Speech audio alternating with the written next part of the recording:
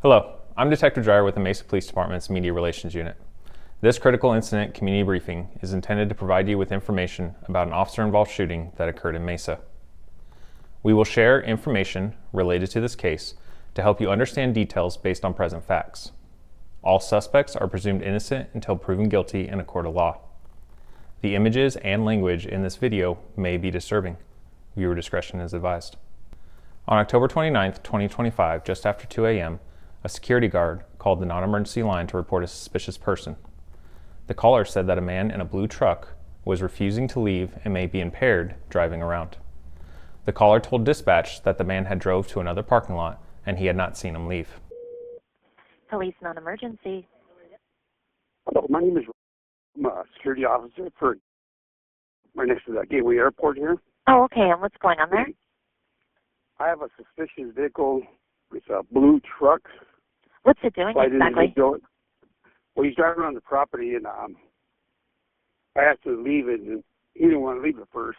Was there a confrontation or any injuries, any weapons? No. No. He didn't want to roll the window down for me at first, you know. You said you're security? Yes, I'm a security officer here. Oh, okay. And most of you know me on property. And in the vehicle that you're saying, did you want to trespass? Oh, yeah.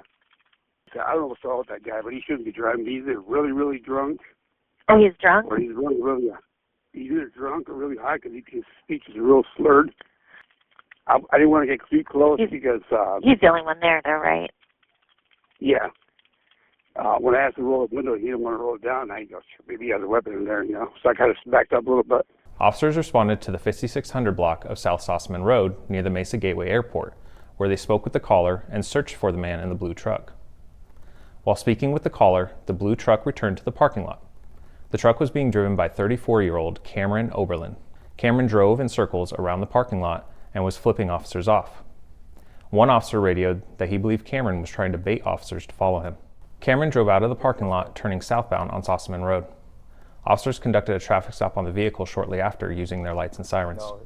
Cameron did not stop initially, prompting officers to follow him. When Cameron eventually came to a stop, officers tried to get Cameron to turn the truck off and drop the keys on the ground, but Cameron would not listen. Officers continued to give Cameron directions to turn the truck off and take the keys out, but Cameron continued to not listen. Listen up. I need you to make smart decisions, okay? Officers asked Cameron if he had any weapons in the truck. Cameron initially said that he had a gun, but then later said he was unsure. At this point, officers told him to keep his hands out of the truck. Despite directions given by officers, Cameron continued to reach inside of the truck multiple times. All right, just keep them out, both of them, out the window. Stop reaching in the truck, okay? After additional officers arrived, Cameron was told to exit the truck. When Cameron got out of the truck, his body was bladed, keeping his right side facing away from officers.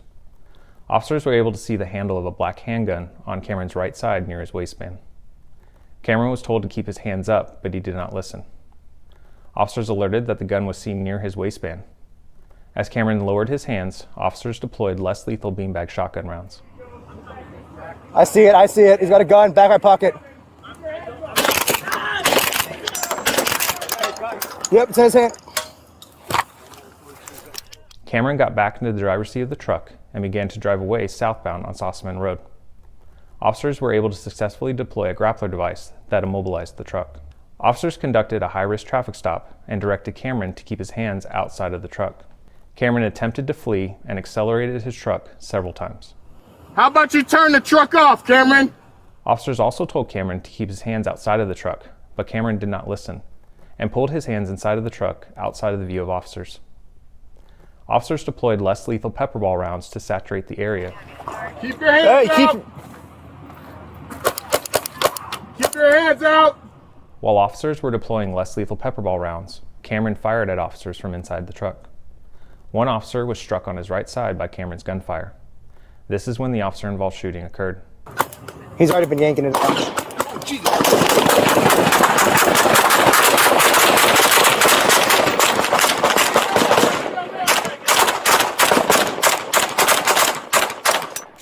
Here's the body-worn camera footage from the officer that was shot by Cameron. He's starting up.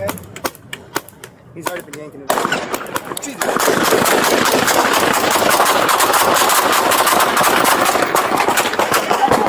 back.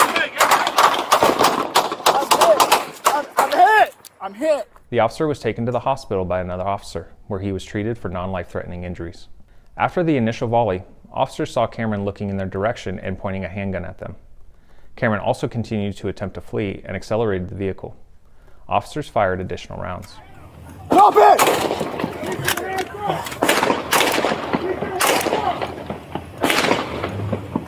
Something in that hand keeps coming up. Keep your hands up.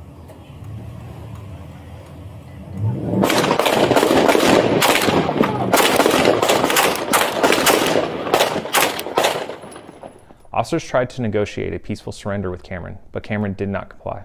Here is video from the Mesa Police Department's air unit. After nearly 30 minutes, Cameron opened the door to the truck and exposed his legs and arms while keeping his head and torso concealed from the view of officers. Cameron refused to listen to directions to get out of the truck. Negotiations continued for a peaceful surrender until Cameron fired a single round from his handgun, taking his own life. Members of the Mesa Police Department SWAT team approached the truck and confirmed that Cameron had died. Here is a photo of the handgun recovered from the scene.